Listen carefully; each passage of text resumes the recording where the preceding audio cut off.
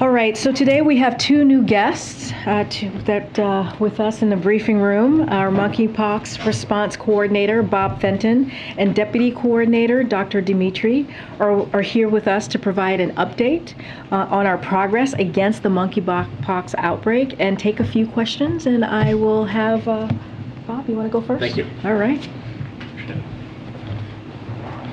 Well, good morning, and thanks for having me and Dr. Daskalakis here in the briefing room today. We wanted to provide an update on the progress we're making in fighting the monkeypox outbreak. As we announced a couple of weeks back, we have ample supply to vaccinate the highest risk individuals against monkeypox. Nearly all jurisdictions have moved toward the intradermal vaccine approach, which means that jurisdictions have effectively transitioned toward an approach that has gotten not only more shots into arms, but also without sacrificing the safety and effectiveness of the JYNNEOS vaccine. In fact, over 70% of all vaccines being administered in the United States today are given intradermally. Our focus now is to reach the remainder of the eligible population where they are, at trusted locations and events across the country. And equity has to be a key point and priority embedded in throughout our response. This past weekend, we saw how successful that approach is. Because of our direct allocations for Southern Decadence in New Orleans, Black Pride in Atlanta, and Oakland Pride, thousands of shots were administered during these events. In fact, over 3,000 doses were administered at Southern Decadence and their affiliated events. And nearly 4,000 doses were administered at Black Pride in Atlanta.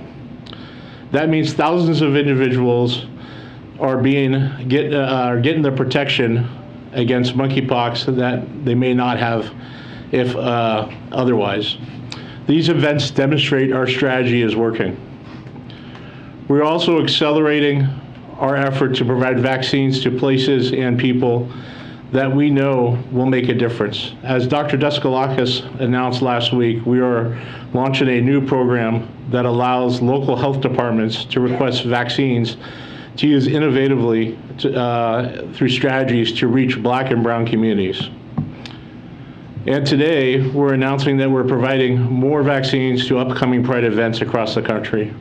First to Idaho, where 820 doses will be made available for the weekend of Boise Pride, and second, 10,000 doses to California ahead of the Folsom Street Fair, the Castro Street Fair in San Francisco toward the end of this month.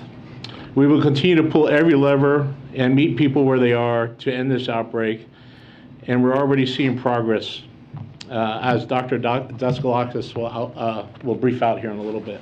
Sir. Thank you, Bob. We are encouraged by the progress that we're making right now. You'll see the chart to my left. We only have data from 35 jurisdictions. That's just over half of all jurisdictions that are directly receiving vaccine. But over 460,000 doses have been administered. Keep in mind, the population at highest risk is approximately 1.6 million people right now. So even with this partial view we have now from the reporting jurisdictions, we're seeing strong progress really getting shots into arms. So now that supply is less of an issue, we need to make sure we focus on maintaining demand by making sure that people know that effective and safe vaccine is available for those that could benefit. Alongside our vaccination efforts, we've scaled up access to testing and treatments, as well as ensuring that LGBTQAI+ individuals know how to reduce their risk. Together, those efforts are leading to positive trends in the data that CDC has collected over the last couple of weeks, especially in our hardest hit areas. So as you can see, the week-over-week growth rates of the virus, meaning how quickly the virus is spreading, is trending downward in some of the areas involved earliest in the outbreak. Places like New York, California, Texas, and Illinois are all seeing significant declines in growth rates over the last month. To put a finer point to it, back in July, CDC estimated that it took 8 days for cases to double nationwide. By mid-August, the doubling rate was 25 days, showing encouraging signs of progress. The positive trends that we're seeing in this data also speak to the actions that individuals have taken across the country to protect themselves against the virus. That includes changing their behaviors and seeking out testing and vaccines. But the data also underscores the fact that we cannot be complacent, and we must aggressively continue our work to get clear prevention guidance and vaccines out to individuals in communities where the virus continues to spread quickly, and those places and individuals that may face barriers in accessing testing, treatments, and vaccinations. So that's why our approach centered on increasing vaccine access, including through equity interventions and event allocations in partnership with our outreach and engagement efforts, will continue to be critical as we fight this outbreak. Thank you. All right, we'll take a couple questions. Thanks. I have two really fast. First, colleges are back in session. HHS told me last week that if they begin to see an outbreak on a college campus, they'll work to make vaccines more available. I guess this is to either of you. But my question is, what proactive steps are you taking to make sure there is not an outbreak on a college campus? So we're really excited that we've taken a lot of steps before colleges came in session, which included creating a toolkit that was for universities. I personally got to talk to all of the folks that run the health services in universities, and that we've also had engagements with the higher executives of the universities to make them aware of the resources that we have. So that includes a combination of CDC resources that focus on congregate settings, as well as really clear information about safer sex, as well as how vaccines are accessible and available. So it's really a multi-layer approach where we provide appropriate information, make sure that it goes to the right folks, and then also that we give resources to not only figure out what the behavioral interventions need to be on college campuses, but also like what biomedical things like vaccine can be used in the event of cases. I have one more, but I can. Sure. So are you guys really concerned about this? So the risk in colleges is extremely low. So I think that we're concerned because obviously we want to make sure that if there is a case in college that everyone knows what to do. But realistically, given the way that this virus is spreading through the population, the risk in those settings is low. Awareness is more important than anxiety. If I can just ask my other question, is that the CDC is reporting fewer and fewer cases recently among men who recently had sex with men, roughly 66% down from 95% 2 months ago.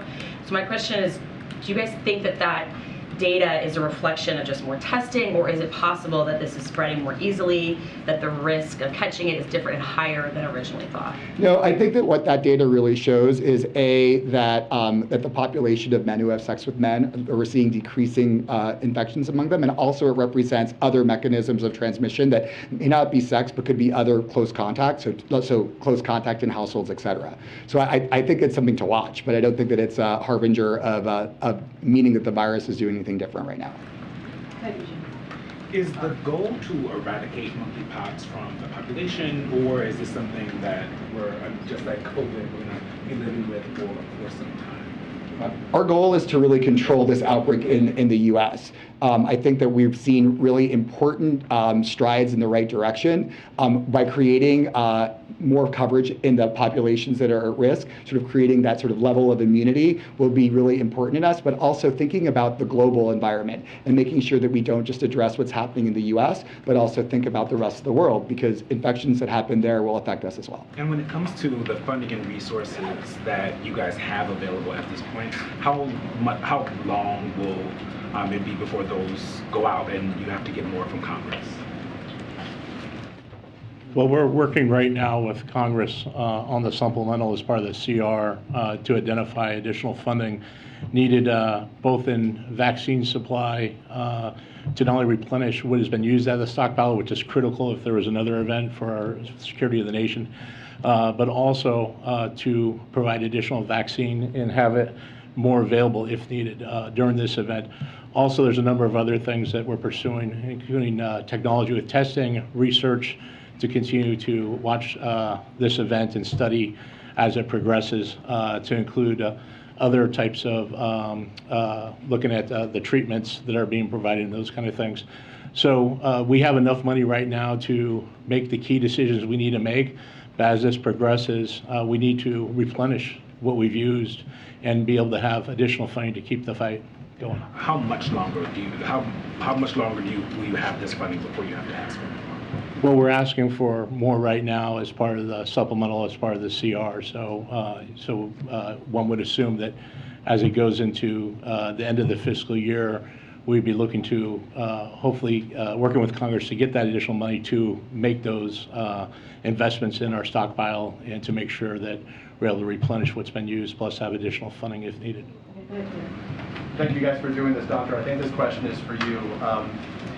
As a result of this outbreak, there has been the expression of real concern in the gay community, the LGBTQ plus community, about a stigmatization specifically related to gay men. So what specifically can you say as it relates to those concerns of a new stigma being attached to gay men across this country due to monkeypox? So I'll start by saying it's the role of governmental public health and government to really model excellent behavior on that. And I think we're really proud of the work that we've done to create non-stigmatizing language to inform people what they need to do to stay healthy. So I think that that's the first step, which is really making sure that we're modeling the right behavior and that we're putting out materials that speak to the community in a way that doesn't stigmatize them. I think it's all of our responsibility, and I think that we as sort of the role model in that, it's really important. But I think that, in media, in the way that we communicate with our students and universities, in the ways that we communicate with others that need to know about this, really making it clear that this is a virus. It's, like I'd like to say, a piece of DNA wrapped in some fat. It's not smart. It can't distinguish between people based on their sexual orientation or gender. And so everyone needs to be aware, but we need to make sure that we're messaging appropriately to the folks who are overly represented in the outbreak. And to be clear, though, for those who are sort of embracing this stigmatization, right? This is, as we've witnessed in other diseases of impact, in particular the gay community, this is not by a handshake. This is not by going into a restroom. Can you help clarify Sure. the confusion that exists, the misperceptions? Yeah, so I think this virus transmits through very close skin-to-skin physical contact, often in the setting of sexual exposure. But there are other mechanisms for its transmission, including if you touch objects that individuals who've had monkeypox touch, or if you have prolonged exposure to respiratory droplets. With that said, signaling to people who are in the gay, bisexual, other men who have sex with men communities, and also transgender people who have sex with men, that it's really important to have awareness that it's circulating in the community is really a critical part of the messaging, while not generating inordinate concern and really focusing on the infection as linked to an identity. So it's just an infection. It's not linked to an identity. It just happens to be in the social network. Thank you, sir. I do want to dig deeper into the racial disparity because it's growing week by week. Fewer and fewer cases are being seen among white people, more among people of color. I think it's something close to 75% now. You mentioned it's a priority. What specifically are you doing to reach out to people of color? No, it's great. I think that the core work that we've done to reach out to people of color really begins with the fact that we've made vaccine accessible. So the first step in addressing a lot of the equity issues and gaps that we see in vaccination is really about making vaccine available. That means the new strategy, the intradermal strategy, making sure we have more vaccine, all of the work to create more vaccine to bring to the U.S. as well as to fill and finish in the U.S. has been really important. But we also have all of these equity interventions that include these large events. I think Bob just told you about a couple of really large ones that have been, frankly, wildly successful with thousands of vaccines that went to the community. We've also gotten vaccines to community health centers as well as to Ryan White sites that really serve this population. So the low-hanging fruit is done. The folks who are early adopters for this vaccine have gotten it, and now we're really on to the next level, which is making sure that everyone who needs it gets it. Just come more April, and then Jeff, you'll be the last question. So I want to follow up on what Stephen just asked. What organizations are you working with, particularly those in the Black and Brown community, that can help get the message out? And then once you work with them, what is the expectation of these organizations to help you lessen the numbers and even eradicate? Excellent question. So we, from the very beginning, before I was even at the White House working at the CDC, one of our primary objectives was engaging with organizations that serve the Black and Brown community. And so those have been going on since the very beginning. And a lot of the communication there has been about really facilitating the materials that they need to be trusted messengers, as well as to provide them important tools to help their communities. I'll give some great examples. So for example, many of the events that we worked with at Black Pride in Atlanta, we interacted directly with organizations. The local jurisdictions, in fact, interacted with those. And that's really what the story of success is about with these events. It's not about just the vaccine allocation. It's about that intense community engagement that happens on the ground, because ultimately public health is a local event. And so giving the tools that people need to be able to sort of reach health goals is what we've been doing. And the support of organizations that serve Black and brown people have been pivotal in really turning the tide. And what I think you're going to see the new vaccine numbers emerging over the next few weeks. I know you said Black Pride Atlanta, but are there any other organizations that you can mention? So Black Pride is just the event. We actually worked with many organizations. We've actually engaged with national organizations that are umbrella organizations that focus on community-based groups that serve Black and brown folks. So really, it's a long list, but it is a continuous piece of work to make sure that we stay engaged. Thank you. You mentioned right here, you mentioned the rest of the world. Can you give a sense of where you see outbreaks elsewhere on the globe, the threats that provide, or that creates to the U.S., and whether or not you are sharing vaccine and whether or not you need to?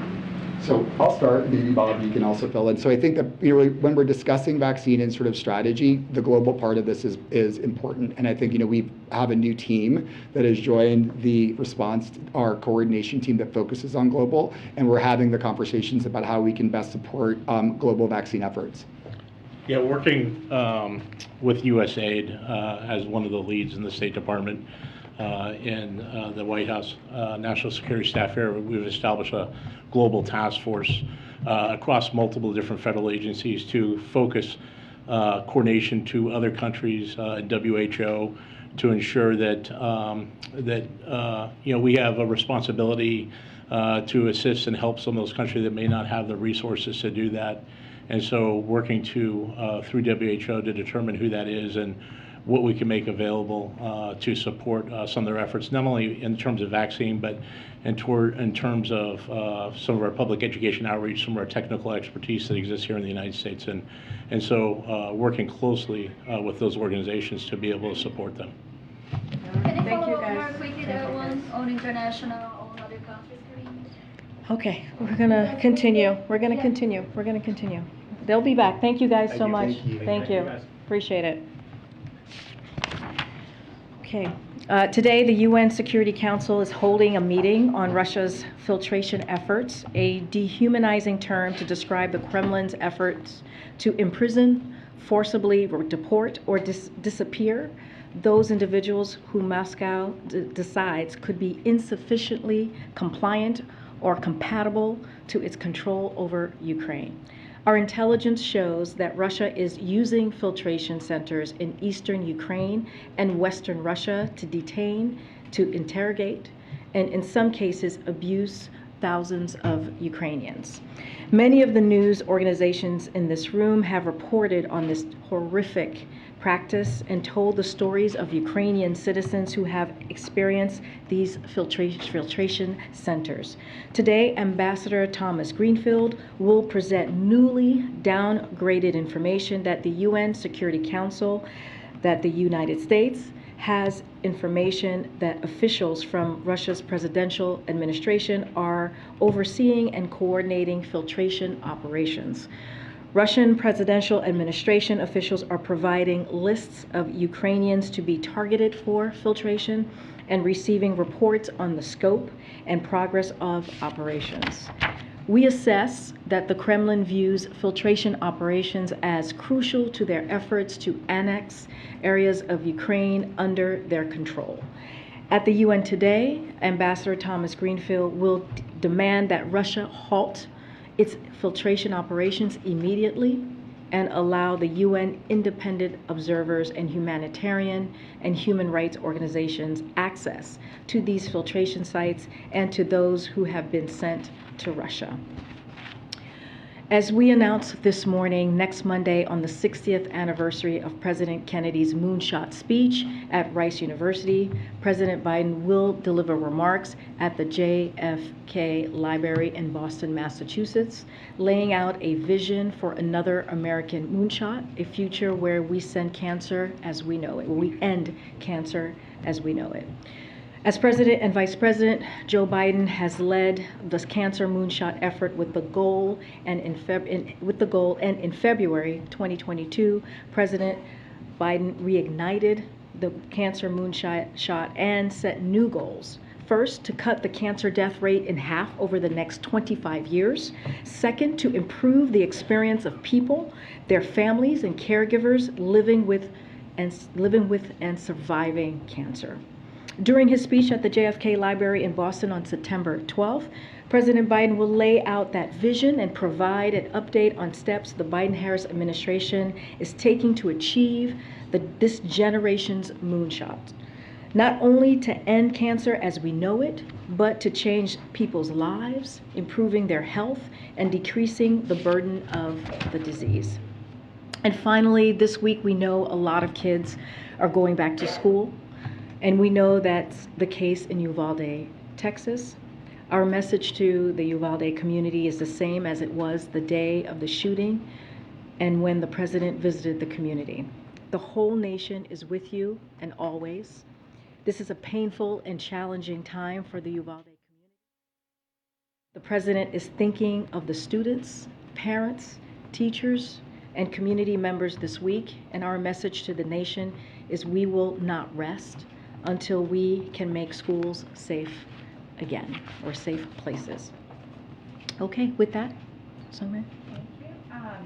Can you talk about how involved President Biden and the White House is in trying to ensure that the same-sex marriage bill passes in the Senate this month? Do you believe that it can pass and get 60 votes in the coming weeks? Well, as you know, with the I know there's a legislative pathway that's being discussed currently in Congress, so we'll let leadership decide how to move forward with that. But the president is a proud champion of the right for people to marry whom they choose, who they love, and he believes it is non-negotiable, and the Senate should act swiftly to get this to the president's desk. When the bill passed Congress in the House recently, he put out a SAP, as you all know, supporting that piece of legislation, so it has his full support. And I just want to add, the president was one of the first leaders after the Dobbs decision leaked to sound the alarm about the imminent threats to the imminent threat this meant to the right to marry, something he has continuously reminded the country of since. So he's going to, his team is going to continue to be closely connected and have continued conversations with staff and members in Congress to make sure that we get this done. But again, this is something that he supports, this piece of legislation, and this is an issue when it comes to marriage equality that he has supported through his Senate days and as VP and now as president. And one more policy question. Russia confirmed earlier today that President Putin will meet with President Xi next week in Uzbekistan. And obviously that's one of President Xi's first trips out of China since the pandemic began. And I'm wondering if the White House sees it as a concerning signal at all that for his first major foreign trip, President Xi is choosing to meet with President Putin, and what kind of message that sends to this White House. So, you know, and we have said this before, I'm not going to speak to reported meetings between other countries. That's not something we're going to do here. It's not something we're going to do from the White House. But we've made clear our concerns about the depth of China's alignment and ties with Russia, even as Russia prosecutes a war of aggression on Ukraine, an unprovoked war, as we have said, a brutal war. But again, I'm just not going to respond or make comments on a meeting that other countries are having with each other. Great. Thanks, Karine. I'm going to follow up, I guess, on both of Sungmin's questions. The first was on marriage equality. Yeah. You said you'd leave it up to leadership. is there a reason that you wouldn't want it as part of the continuing resolution? Again, when it comes to the mechanism, and we've said this before, it's nothing new when we're asked about a process of a piece of legislation. When it comes to that process, that mechanism, the path forward, we leave that to the leadership. On President Putin, he also spoke today and said that he threatened to cut off all energy exports to the West if the U.S. proceeded with its gas This cap. is the gas price. And so I'm wondering, are you concerned about that threat? Do you think it's a legitimate threat? If so, does it change your strategy at all moving forward on this? On So the cap? I think, and you've heard us say this before as well, is that this shows that Putin is again weaponizing energy by his very words, also by his actions. But the president and our partners in Europe predicted this playbook. We saw this coming, and we have been preparing for months. And we have talked through the different processes of how this price cap could look. So another thing that we have done is we set up a task force. You've heard us talk about this with the EU back in March to work on ways to increase alternate sources of natural gas to Europe and help reduce Europe's demand for Russian energy through increased efficiency and clean energy deployment. And so that is something that we're going to continue to do to be helpful to Europe as they head into the winter months. But this process of the task force already has had a positive effect as we've seen. Europe gas shortage will be full by the critical winter heating season. Germany will reach their target gas storage despite the Russian cuts ahead of schedule, and Europe as a whole will reach a significant higher level than last year. So again, we prepared for this. We knew this was going to be part of the playbook in Russia weaponizing energy as they have been for the past several months, and so we will be prepared for this move. One last quick one.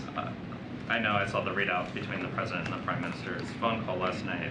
It made mention of the fact that they discussed the Northern Ireland protocols, and I'm wondering if you can say specifically if the president discouraged her from abandoning elements of that, or give any more color to that conversation, sort of the tone and tenor of their tone. So I don't really have too much more to add from the readout. Look, the president expressed it is a priority protecting the gains of the Belfast and the Good Friday Agreement, and preserving peace, stability, and prosperity for the people of Northern Ireland. Don't have much more to add from that.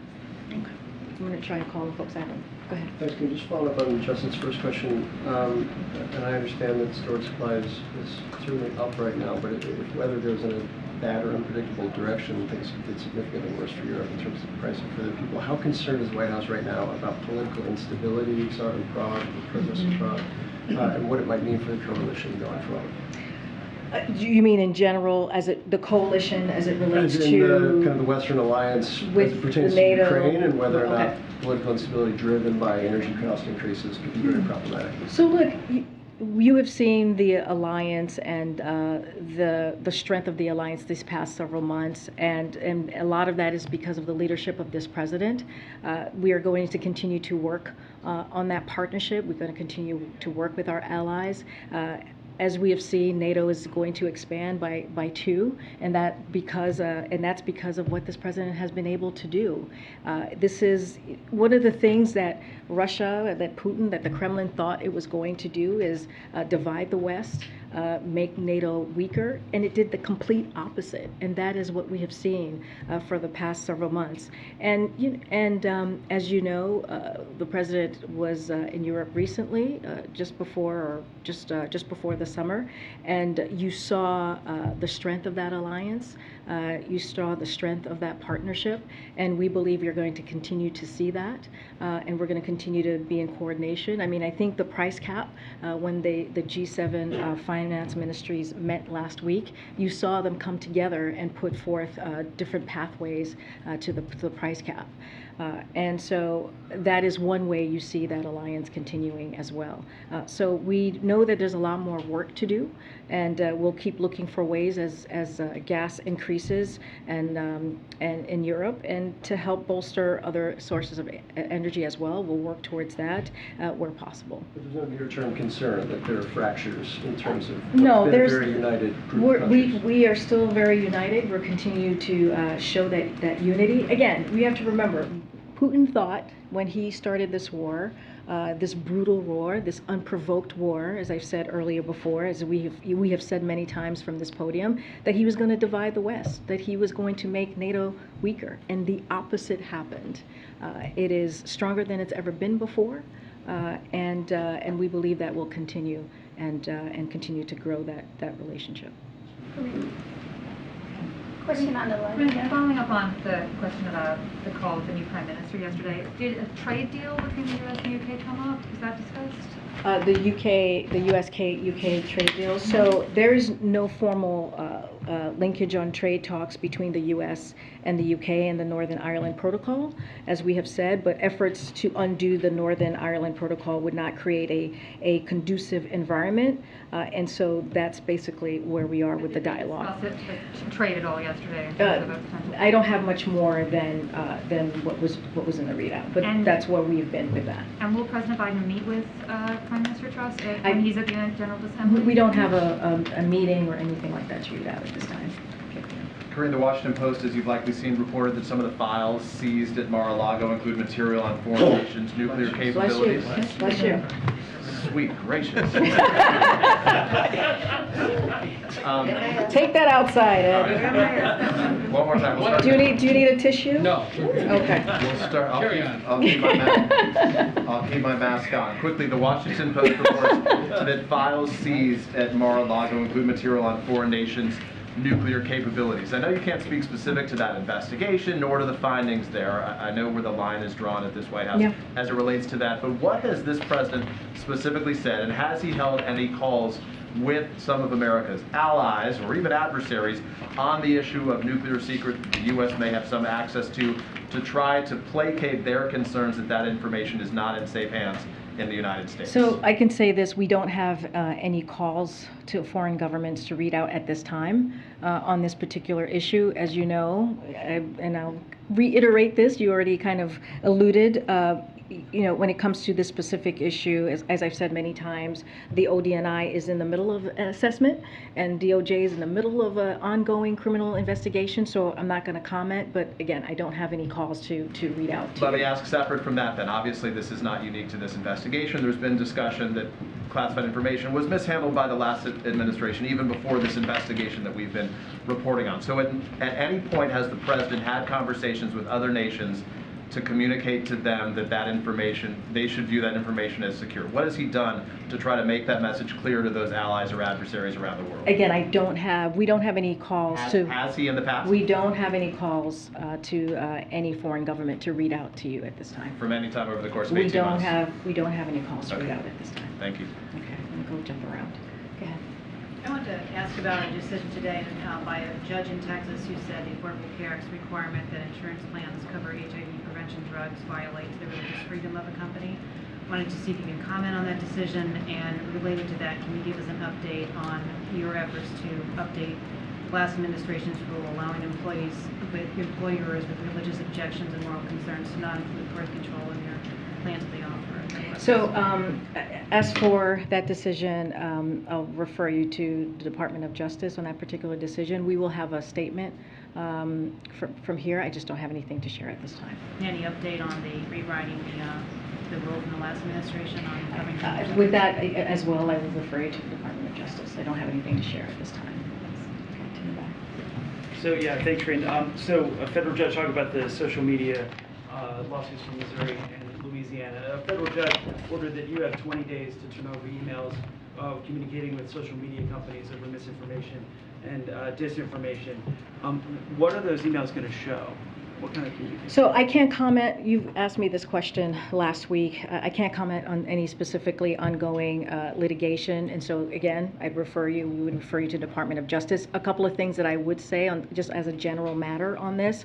As we've said over and over again since the beginning of the administration in our battle against COVID-19, it has been critical for the American people to have access to factual, accurate, science-based information, and ensuring that any media platforms have access to latest information on a once-in-a-generation pandemic is something that has been done since the earliest days of the pandemic, beginning under the former president. So this has happened under the former president. I cannot say more from here. It is an ongoing litigation, as you know, and so I would refer you to the department. What about if those communications are still happening? Are there frequent contacts between the administration and social media companies? So I'll say this, as we have said before, there has been ongoing work dating to the Trump administration to provide accurate COVID information where folks get their news. Again, this is litigation that is ongoing and is currently happening. Clearly, that's why it's ongoing, and so I would refer you to the Department of Justice on that. Karine, thank you. President Biden has said that not every Republican is a MAGA Republican. Would he consider Mitch McConnell a MAGA Republican? I'm not going to go into specific name or people from here. What I will say is, when you go back to the speech, his speech last Thursday, people have talked about if it was divisive. It wasn't divisive. The way that we saw this speech is that he was talking to majority of the country who agree that we have to protect our democracy, who agree that we have to protect our freedom, who agree that we have to protect our rights. And the point of the speech was that he wanted to really point to an inflection point, an inflection time that we're in in this time in our country. And he spoke very clearly. He talked about a minority, a small group of people who have extreme views and who threaten that very, very core value of who we are as a country. And he also asked for people to come together. It didn't matter if you were a Republican or independent or a Democrat. He asked for folks to come together and stand against what we were seeing, these attacks. And you don't have to look further than January 6th of 2021 to see what the attack was on our democracy. It was very clear. We all saw it. Many of you reported it that day. And when you have people who say the protesters on that day were patriots, that's problematic. That's coming from leaders. And from that extreme part of the party. And so that's what he was talking about. He also ended the speech in a very optimistic way in trying to bring people together. And so I'll just leave it there at that time. Okay. Thank you, Karine. I have a couple of questions on China, but first a little bit more detail on the filtration cap. I'm just wondering, why is it just now that you are speaking about this from the podium, and why is it just now that the U.S. is bringing this up at the UN Security Council? This is something that a lot of activist groups have written about in past weeks. I believe Secretary Antony Blinken has also spoken about it since July. So I'm just wondering about the timing of it. So as you know, this is information that was downgraded information, and so as you know from past times, it takes some time to do that, don't have much more to say. It takes time to do that. I'm not going to go into our process. I'm not going to go into how our intelligence community moves in that process. But again, we're providing it now. And we wanted to make it very clear on how we feel about this, how we're holding Russia accountable for the atrocities that they are committed, and we're going to continue to do so. And a couple of questions on China. Can we get the administration's response to Beijing's accusation that NSA hacked a Chinese military university research. Say that again. So there is an accusation from Beijing that the NSA hacked a Chinese university research facilities. Is there any response from the administration? So I would refer you to NSA on these claims from China, but generally speaking, it would not be surprising to me that, or to us, that China is deflecting from its own malicious cyber activities, on which there is extensive reporting from the private sector and governments around the world. But again, this is something that I refer to you to NSA on. Thank you. One more on China, please. Is the administration still considering stopping Nicaraguan imports? There is some reporting, including from our side, on that, particularly in light of the country potentially taking steps to sign a free trade agreement with China. Say that. I didn't hear the beginning. So is the administration still considering stopping imports from Nicaragua? There's some reporting on this that we've also done in recent weeks, particularly in light of the potential free trade agreement between Nicaragua and China. And the free trade agreement. Okay. So look, we are going to, as we've mentioned before, when it comes to this, there's been a dramatic deterioration, as you know, of respect of democratic principles, and we've talked about this before, and human rights by the Ortega Murillo regime in Nicaragua. I think we had this conversation last week in the briefing room, including the harassment and imprisonment of democratic leaders, members of the political opposition, students, faith leaders, and journalists, in addition to the regime's increased relations with Russia poses risk to the security of the hemisphere.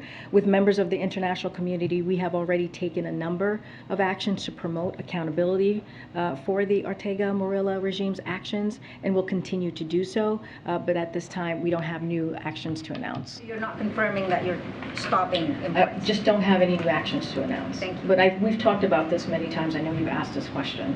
I'm going to go around. Go ahead. Thank you so much, Karine. Two questions. One about the Brazilian election that's coming up in 25 days. Senator Bernie Sanders, Tim Kaine, and other Democrats are about to introduce a resolution to support, to show support for a free and fair election in Brazil, and to call on the U.S. to break ties with Brazil if the result is not respected.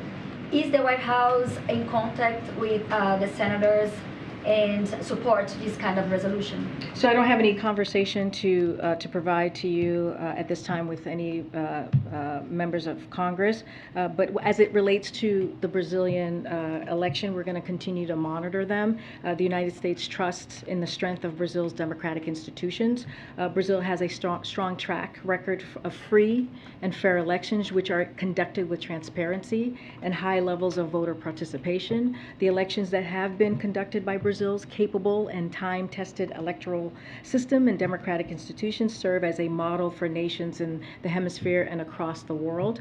As a partner democracy to Brazil, the United States will follow the October elections with great interest. As I just said, we're going to monitor, and with full expectations that they will be conducted in a free, fair, and credible manner, with all relevant institutions operating in accordance with their constitutional role. But again, we're just going to monitor the upcoming Brazilian elections. Don't have any calls or meetings to read out. But is this kind of resolution something the White House supports?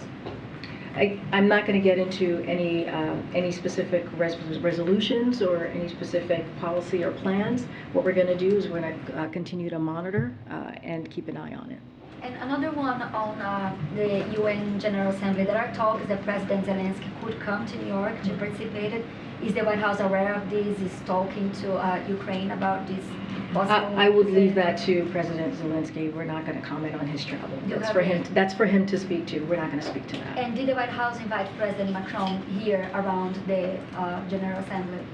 Nothing to read out to you on any upcoming meetings with any of the foreign leaders that are coming. Thank you. Okay, I'm going to keep going. Go ahead, Phil. And then I'll come back. Just like Peter mentioned earlier on, I know that the White House is not going to comment on the specifics of the raid at Mar-a-Lago or the subsequent investigation. But I'm wondering, as the president watches this story play out in the news, just like every other American, does he think that the leaks about the investigation are helpful or harmful to the country? Does he want those leaks to continue, or to stop? I'm not going to comment on anything that's related to the investigation. It's an ongoing investigation. As you know, the Department of Justice is leading that investigation. We're just not going to comment from here. And then one more then. Last Friday, the Energy Secretary said of green technology in California that state was in the lead and showing the rest of the nation how it's done. The state is currently bracing for blackouts. They've set ambitious goals, and yet in particular, their governor is asking folks there not to charge their electric vehicles. Does the president agree that California is an example for the rest of the country as it transitions? I haven't seen those specific statements. I would like to see it in fuller context that the Secretary has made, so I'm not going to comment on something that I haven't seen in full. But if you have another question, I'm happy to take it. So, by my count, the White House, you've gotten a lot done this summer.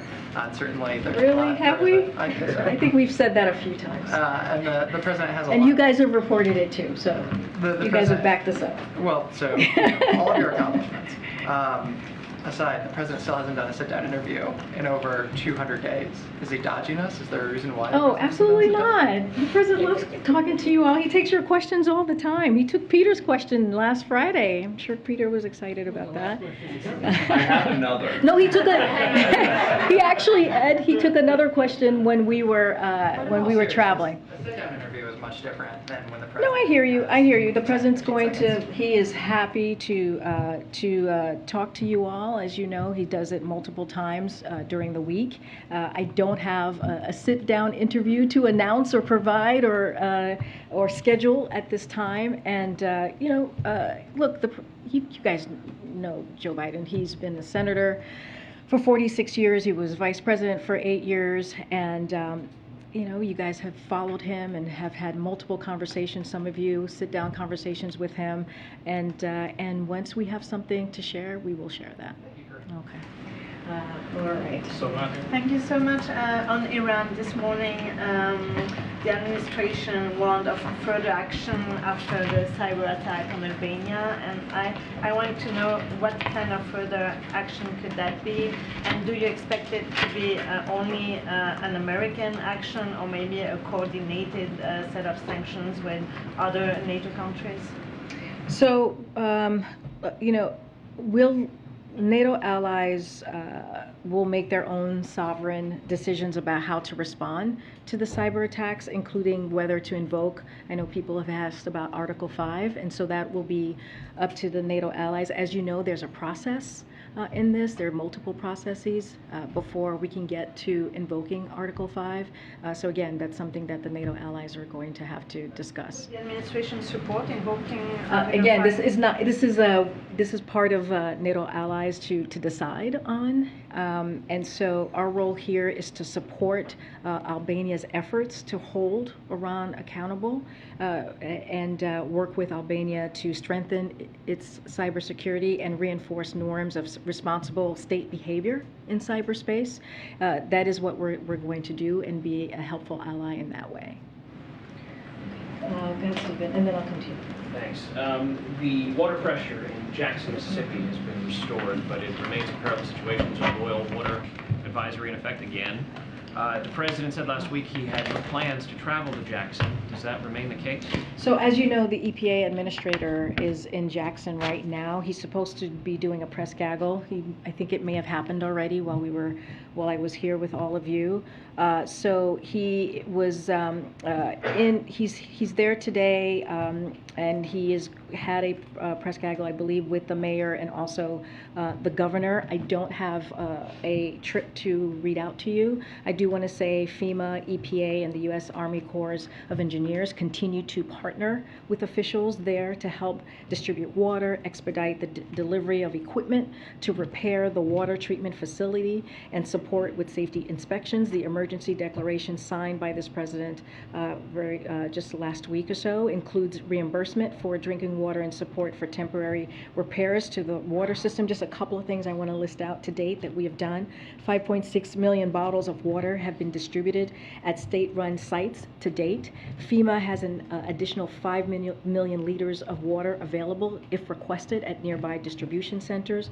A call line is available for residents who need home water delivery, and the state, the private sector, and volunteer organizations are also providing water to residents who cannot get distribution sites. And both EPA and U.S. Army Corps of Engineers are on site at O.B. Curtis Treatment Plant to assess the pumping system, wastewater infrastructure, electrical system, and safety concerns. Again, our administrator of EPA, Regan, is there. The FEMA administrator, Criswell, was there recently, as well as Mitch Landrieu was there on Friday. And so we have had an all hands on deck and being as very responsive to their needs and surging that response right after the declaration was requested and signed by the president. It's not the first time the EPA administrator has gone down to Jackson to Yep. talk about this problem. He went last year. Why has the president decided, or seemingly decided, at least to this point, not to direct the nation's attention himself to this problem? I mean, he's going over the next week, he's going to Ohio, Massachusetts, Michigan. We've traveled with him to New York, New Jersey, Kentucky, Texas, and the West to talk about natural disasters. This is a man-made disaster. Why doesn't he use the power of the presidency to focus the nation's attention? I would say, Stephen, that he has used the power of the presidency to focus on this particular issue. If you think about what happens to brown and black communities across the country when it comes to environmental injustices, if you look at the bipartisan infrastructure law, if you look at the Inflation Reduction Act, if you put those together, $100 billion is going to deal with that issue in communities like Jackson.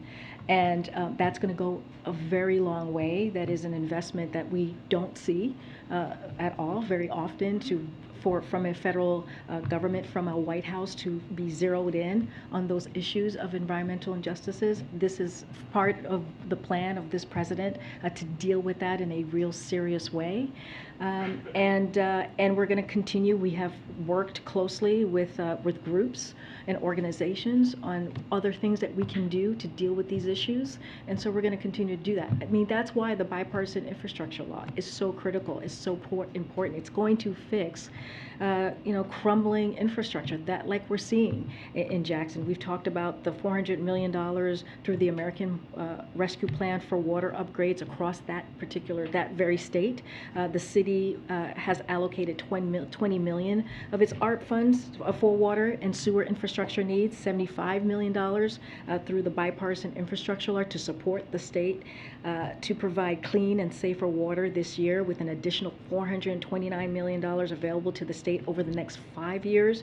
$30.9 million through the EPA's revolving loan funds for treatment and distribution system improvements for Jackson. And so we have made this a priority. The reason why the EPA administrator has been there multiple times is because he has made that a priority, in particular dealing with environmental justice issues that we see across the country. So he has used the power and the power of the pen, if you will, to deal with this issue in a real way by providing funding that's been long needed in these communities. Yeah. Thank you, Karine. As refugees were being evacuated from Afghanistan into the U.S. last year, why weren't they all being thoroughly vetted? So are you talking about, what are you referring to? Well, so as the White House was managing the Afghanistan withdrawal last year, we were told no one is coming into the United States of America who has not been through a thorough screening and background check process. But now there's this DHS Inspector General who says CBP admitted or paroled evacuees who were not fully vetted into the United States. That is not good. That is different than what you guys said. So how did this happen? No, it's not different than what we have said. That very report, it did not take into account the key steps in that rigorous, you heard from us, rigorous and multi-layered screening and vetting process the U.S. government took before at-risk Afghans were permitted to come to the U.S. Again, I would refer you to the DHS comments on this. It did not take into full account of what the other agencies are involved in making sure that this multi-layered process and screening process, it is a multi-agency effort, and it did not, this particular report did not include that. Okay, but so in the last week or so, we've heard the president calling elected Republicans a threat to the country.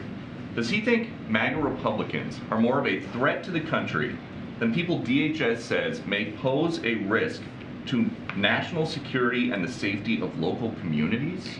Again, DHS has disputed this report.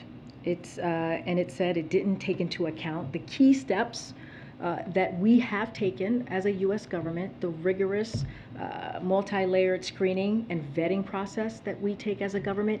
That was not part of the report. Again, this report is not accurate. I know that our team has spoken to your team about this, and the DHS has provided a comment saying just that. So again, I refer you to DHS. Karine, a question on Somalia. Thanks, Karine. The Obamas were here today? Yes.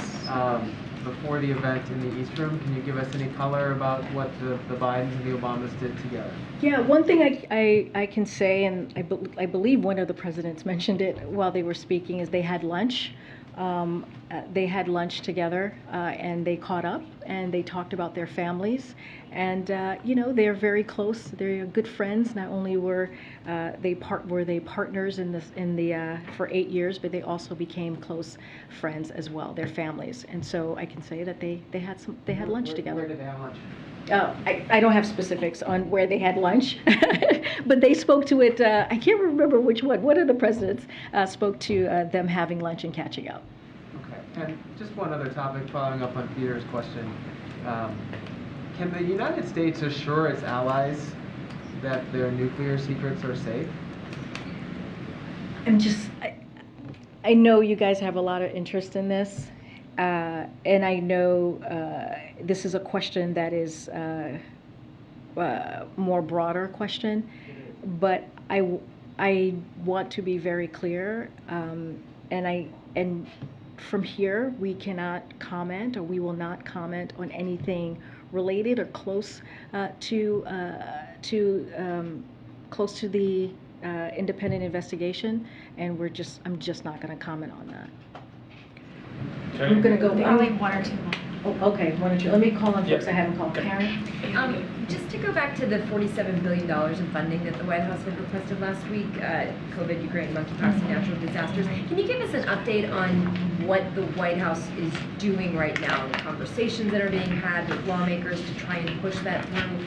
Is the president having conversations with lawmakers? And is there something that, if there's a sense that something has to get dropped, what's the priority of that list right now? So I'm not going to get into a priority of list.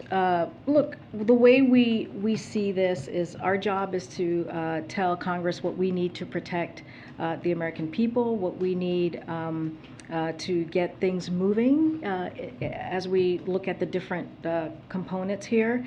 And so, when it comes, for example, when it comes to COVID, funding, we have been clear that without additional funding, we would have to make a different trade-offs and repurpose a previously allocated funding, and that's precisely what we've done, right? I've talked about the COVID testing. We had to end that process last Friday, and so we've been very, very clear on this. But the other piece of this too is this is not new. We did this same process this time last year, and Congress was able to get that done.